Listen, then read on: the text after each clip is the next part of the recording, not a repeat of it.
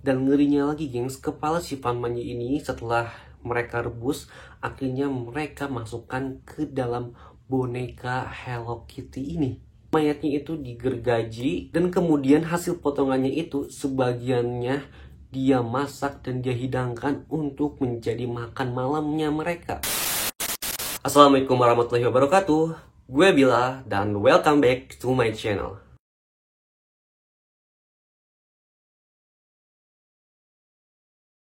Oke gengs, kali ini kita akan bahas sebuah kasus pembunuhan dari sebuah boneka lucu Hello Kitty. Tapi gengs, sebelum lanjut, please banget gue mohon jangan lupa untuk di like, subscribe, dan juga nyalakan loncengnya.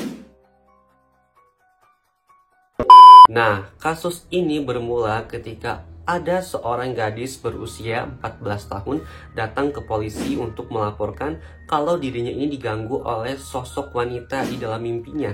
Nah, katanya dia ini setiap malamnya suka mimpi didatangin sama seorang wanita. Nah, akhirnya karena dia hampir setiap hari didatangin terus sama si wanita ini dan dia merasa ketakutan, dia laporlah ke polisi. Tapi geng, si polisi ini dia nggak langsung terima gitu aja laporan dia, dan polisi juga nganggep ngapain lah direspon, toh ini kan dia lapor cuman di dalam mimpinya didatengin sama sosok wanita dan dia juga nggak diapa-apain. Nah, setelah si gadis yang berusia 14 tahun ini dia cerita dan meyakini ke si polisi kalau sosok wanita yang datang ke dia setiap malam itu adalah korban dari pembunuhan. Nah, sontak aja gengs, langsung si semua polisi ini dia kaget dan akhirnya dia menginterogasi si cewek ini. Dan akhirnya polisi pun melakukan olah TKP ke tempat-tempat yang memang katanya si cewek ini dia tahu di mana tempat pembunuhannya. Dan ternyata gengs, wanita yang setiap malam datang ke si gadis usia 14 tahun ini adalah Fan Man Ye, seorang wanita berusia 23 tahun yang dibunuh oleh 3 orang pria dan dimasukkan ke dalam boneka Hello Kitty. Dan inilah awal mulanya kasus ini diberi nama dengan sebutan Hello Kitty Murders. Dan setelah kasus ini mencuat ke publik, ini menjadi salah satu kasus pembunuhan terfenomenal dan tersadis di negeri Hong Kong.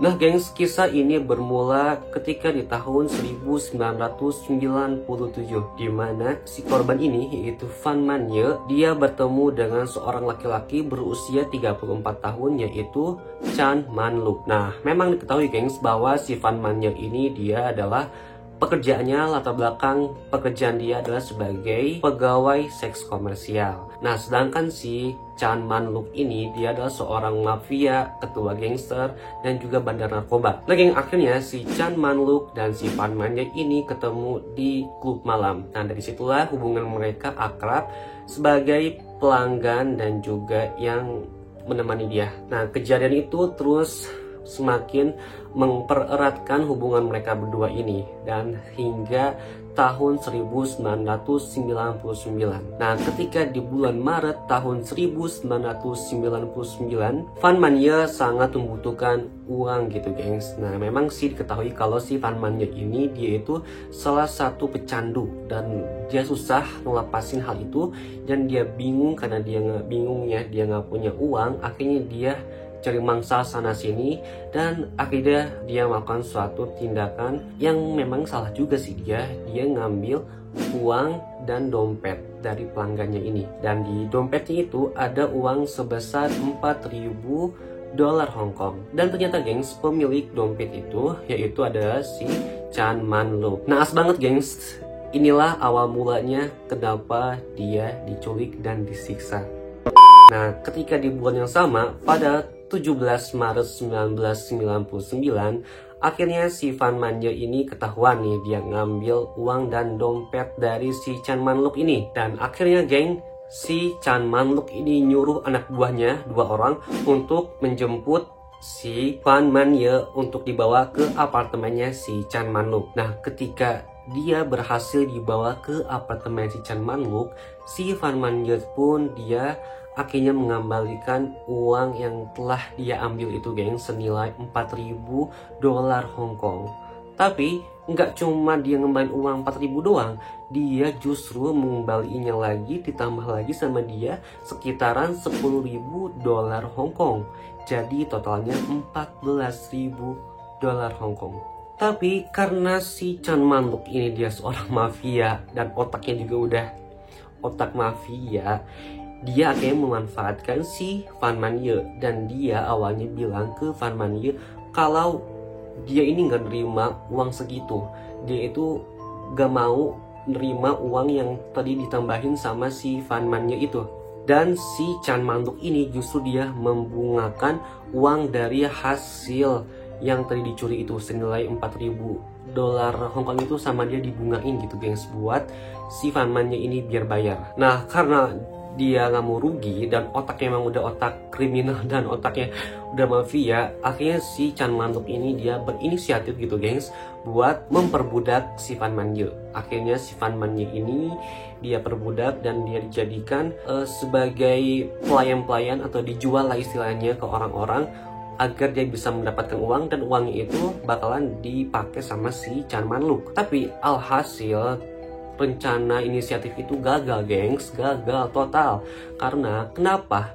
Karena si Fan Man-ye ini waktu dijual ke pelanggan, kondisi dia itu nggak mulus, kondisinya itu lagi babak belur, banyak banget lebam, banyak banget bekas pukulan. Karena memang sebelum dijual ini si Fan Man ini dihabisin dulu geng sama anak buahnya ini, dipukulin. Nah akhirnya rencana yang tadinya si Fan Man yang mau dijual ini, akhirnya planning itu digantikan dengan planning yang baru, yaitu akhirnya si Fan Man-nya disekap di rumahnya atau di apartemennya si Chan Man-luk ini. Nah geng, setelah akhirnya si Chan Man-luk ini merubah planningnya dan menyekap si Fan Man-nya ini di apartemennya, namun naas geng, ternyata justru yang dialami sama si Fan Man-nya di apartemen ini lebih sadis dan lebih menyakitkan.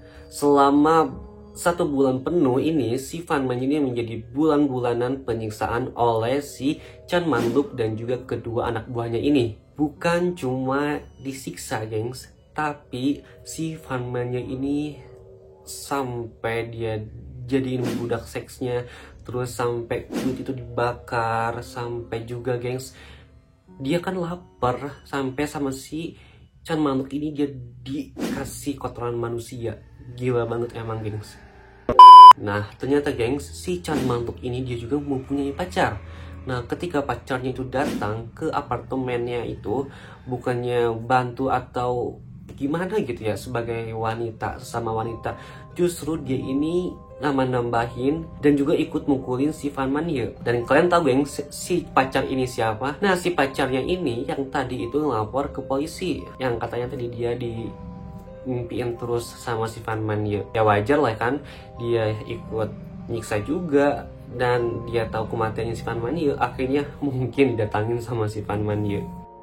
Nah selama 1 bulan si Fan Man-ye mendapatkan siksaan dari 3 orang gangster ini, dan akhirnya si gadis yang tadi ini, sebut aja namanya Afong, dia mengetahui kalau si Fan Man-ye ternyata udah meninggal dunia. Dan si Chan Man-luk sama si antek-anteknya 2 orang ini, dia berpendapat kalau si Fan Man-nya ini meninggal bukan karena disiksa, tapi dia meninggal karena overdosis obat-obatan. Nah karena mereka ketakutan gengs, mereka juga ingin menghilangkan jejak pembunuhan ini. Akhirnya si Chan Man-luk ini dia punya inisiatif untuk melakukan hal yang bener-bener gila banget. Nah setelah si Fan Man-nya ini meninggal, akhirnya tubuhnya ini dibawa ke bathtub. Dan setelah di bathtub itu, justru mayatnya itu dimutilasi gengs. Mayatnya itu digergaji, dipotong-potong menjadi beberapa bagian, dan kemudian hasil potongannya itu sebagiannya dia masak dan dia hidangkan untuk menjadi makan malamnya mereka. Gila, kebayang banget kan gengs. Nah katanya mereka melakukan itu tujuannya untuk menghilangkan bau mayat itu dan melenyapkan jejak dari pembunuhan ini gengs katanya. Dan ngerinya lagi gengs, kepala si Fan Man-nya ini setelah mereka rebus, akhirnya mereka masukkan ke dalam boneka Hello Kitty ini. Dan boneka ini dijahit seolah-olah boneka itu memang ya boneka, padahal ternyata boneka itu isinya adalah potongan tubuh manusia.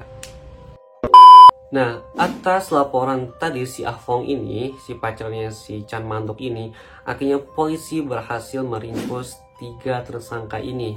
Dan si Ah Fong pun dia ikut menjadi tersangka awalnya. Tapi si Ah Fong ini dibebaskan dan mendapatkan lindungan hukum karena si Ah Fong ini masih di bawah umur. Dan dia pun menjadi saksi atas pembunuhan kasus ini, gengs. Nah, si Ah Fong ini dia membeberkan bagaimana pembunuhan ini terjadi dan bagaimana mayatnya itu dimutilasi dan dibuat boneka. Tapi hukuman yang diterima sama si Chan Man-duk dan kedua orang ini dijatuhi hukuman bukan karena pembunuhan, tapi kasusnya karena penyiksaan. Karena menurutnya dan pembela mengatakan bahwa bisa jadi si Farmannya ini meninggal emang bener karena overdosis. Karena memang si Farmannya ini dia diketahui pecandu gitu, gengs. Jadi bisa kemungkinannya dia meninggal itu karena kecanduan obat-obatan. Tapi tidak bisa dipungkiri juga, gengs, kalau kematiannya si Farmannya ini memang hasil dari penyiksaannya si Chan Man-duk dan juga kedua orang anak buahnya ini. Ya kali bayangin, geng, 1 bulan penuh mereka nyiksa si Farmannya nggak habis-habisan, bukan cuma disiksa tapi dilakukan kayak binatang dan juga diperkosa. Bisa jadi itu juga salah satu penyebabnya si Farmannya meninggal. Dan akhirnya mereka ini dijatuhi hukuman penjara seumur hidup dan bisa bebas bersyarat ketika sudah dipenjara selama 20 tahun. Dan inilah salah satu kasus terfenomenal dan tersadis yang terjadi di negeri Hong Kong.